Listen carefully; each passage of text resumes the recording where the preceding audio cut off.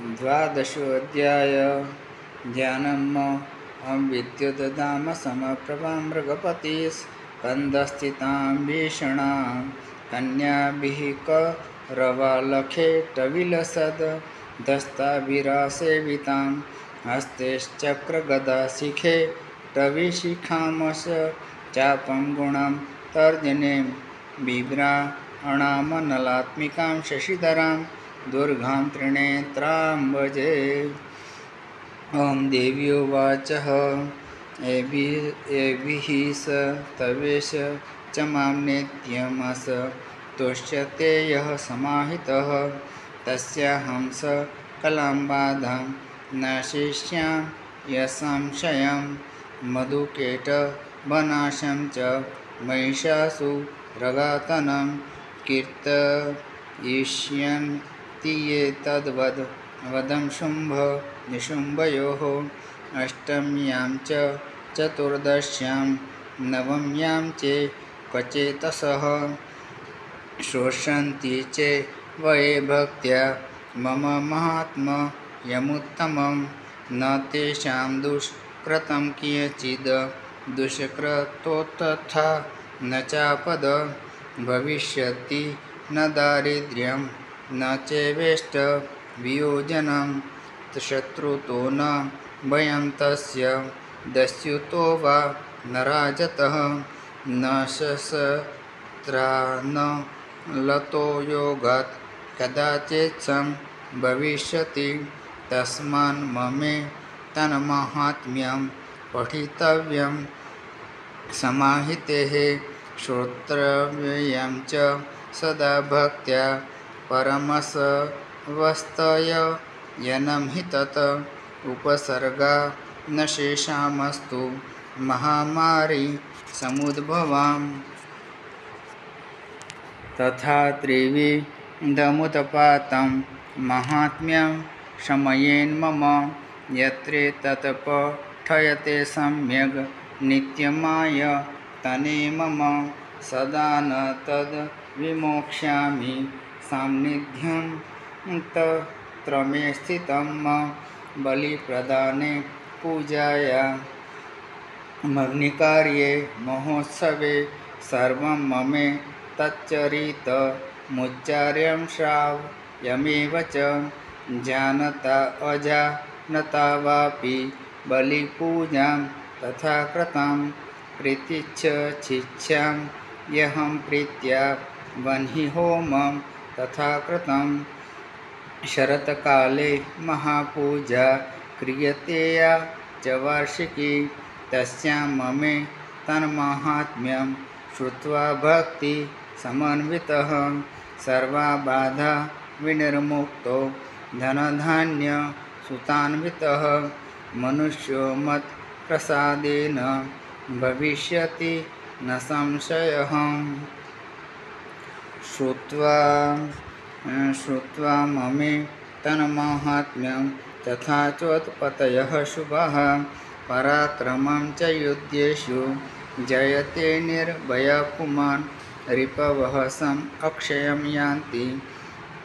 कल्याणं चोपपद्यते नन्दते च कुलं पुंसां महात्म्यमशृण्वतां शान्तिकर्म सर्वत्र तथा दुःस्वप्नदर्शने ग्रहपीडा शुचोग्रासु महात्म्यं शृणुयान् मम उपसर्गाः शमं यान्ति ग्रहपीडाश्च दारुणाः दुःस्वप्नं च निविर्दृष्टं सुस्वप्नमुपजायते बालग्रह विभूतानां बालानां शान्तिकारकं संगातभेदे च नराणां मैत्रीकरणमुत्तमं दुर्वृत्तानामशेषाणां बलहानिकरं परम् रक्षो भूतपिशाचानां पठनादेवनाशनं सर्वं ममे तन्माहात्म्यं मम सन्निधिकारकं पशुपुष्पार्घ्यधूपैश्च गन्धदीपेस् तथोत्तमेः विप्राणाम्भो जनिर्होमेः प्रोक्षणीये रहर्निशम् अन्यश्च विधिर्भोगैः प्रदानेर्वत् सरेणया प्रीतिर्मे क्रियते सास्मिन् सकृतसु च ऋतेषु ते श्रुतं हरति पापानि तथा आरोग्यं प्रयच्छति रक्षां करोति भूतेभ्यो जन्मनां कीर्तनं मम युद्धेषु च ऋतं यन्मे दुष्टदैत्य निबर्हणं तस्मिन् श्रुते वैरिकृतं भयं पुंसां न जायते युष्माभिस्तु तयो याश्च ब्रह्मर्षिभिः कृताः ब्रह्मणा च कृतास्तास्तु प्रयच्छन्ति शुभां मतिम् अरण्ये प्रान्तरे वापि दावाग्निपरिवारितः यस्युभिर्वा व्रतः शून्ये गृहीतो वा विशत्रुभिः सिंहं व्याघ्रानुयातो वा वने वावनहस्तिभिः राज्ञा क्रुद्धे न च अज्ञप्तो बन्ध्यो बन्धगतोऽपि वा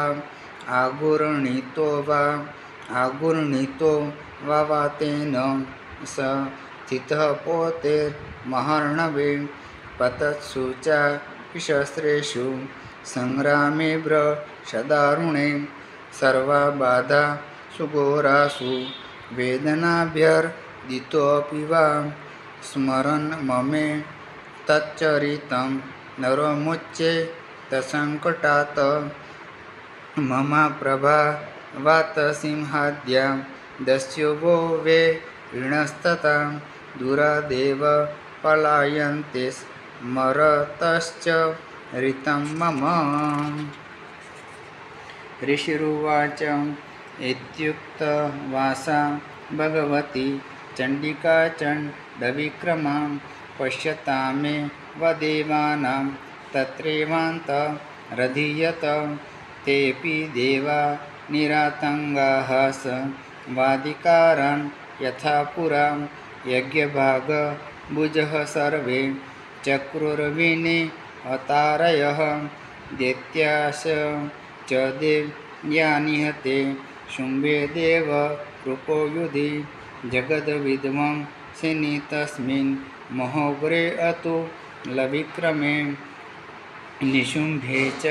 महावीर्ये शेषापातालमाययुः एवं भगवती देवी सा नित्यापि पुनः पुनः सम्भूय कुरुते भूप जगतपरिपालनं तैतन्मोहयते विश्वं सेव विश्वं प्रसूयते स्यायाचिता न विज्ञानं तुष्टारिद्धिं प्रयच्छति व्याप्तं तये तत्सकलं ब्रह्माण्डं मनुजेश्वरः महाकाल्या महाकाले महामारीस्वरूपया सेवकाले महामारी सेवसृष्टिर्भवत्यजा स्थितिं करोति भूतानां सेवकाले सनातनी भवकाले नृणां सेव लक्ष्मीर्वृद्धिप्रदागहे सेवाभावे तथा लक्ष्मीर्विनाशायोपजायते च्युता समपूजिता पुष्पैर्धूपगन्धा दिभिस्तथा ददाति वित्तं पुत्रामश्च मतिं धर्मे गतिं शुभां। श्रीजगदम्बार्पणमस्तु।